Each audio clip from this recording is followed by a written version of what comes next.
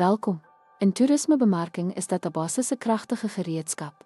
Hulle help besighede om kliëntinligting te stoor, gehore te segmenteer en relevante, gepersonaliseerde boodskappe te lewer wat resultate verbeter. Kliëntsegmentering verdeel gehore op grond van demografie of gedrag, soos om aparte veldtogte vir eerste keer en herhaalde reisigers te skep.